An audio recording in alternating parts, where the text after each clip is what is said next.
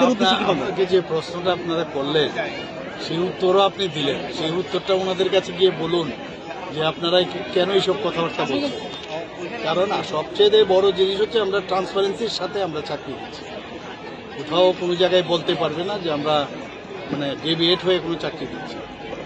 এখন পর্যন্ত প্রায় 13,000-এর উপরে আমাদের সরকারি চাকরি হয়েছে। এখনও আপনি যেটা বললেন ডেইলি আমাদের কিছু না কিছু ঘোষণা হচ্ছে, একটু ক্রিয়েশনও হচ্ছে, আবার ফিলিং আপও হচ্ছে। তো সব জায়গায় আমরা চাকরি তো দিচ্ছি, কিন্তু সবাইকে তো চাকরি দিয়ে হবে না।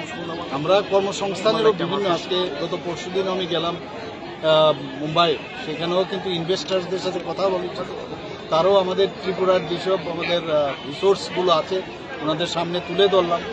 পর্যটন থেকে শুরু করে, এগ্রিকালচার থেকে শুরু করে, আমাদের এখানে হোটেল বিজনেস থেকে আরম্ভ করে সব বিষয়ে ওনাদের কাছে আমরা রেখেছি। আগরের বিষয়ে কথা বলেছি, রাবারের বিষয়ে কথা বলেছি, বিভিন্ন যেসব আমাদের রিসোর্সগুলো আছে, ট্যুরিজমের বিভিন্ন সাইটগুলো সম্পর্কে আলোচনা। তারা কিন্তু বলছে আমাদের ব্যাম্বো ইন্ডাস্ট্রির কথা বলেছি, আমাদের পলিসিগুলো আমরা বলেছি, ইনসেন্টিভস কীভাবে দেই, ইন্ডাস্ট্রিয়াল পলিসি আমাদের আছে, সমস্ত বিষয় নিয়ে ওনাদের সামনে আমি রেখেছি এবং মানুষ আসছে এখন।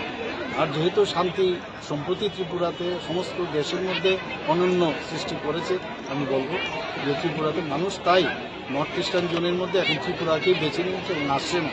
কাজে এখানেও কর্মসংস্থানের সুযোগ হবে। তো এটা তো করতেই হবে আমাদের, খালি চাকরি দিতে হবে না। এবং এন্টারপ্রেনারশিপও এখনকার স্টার্ট আপ থেকে আরম্ভ করে যুবক যুবতীরা ওর মধ্যে আসছে। এবং আমি আশা করি আগামী দিন ত্রিপুরাতে এই যে বেকার কথাটা বলে সেই বেকার থাকবে না, অন্যদের চাকরি দেবে, এইরকম অবস্থা।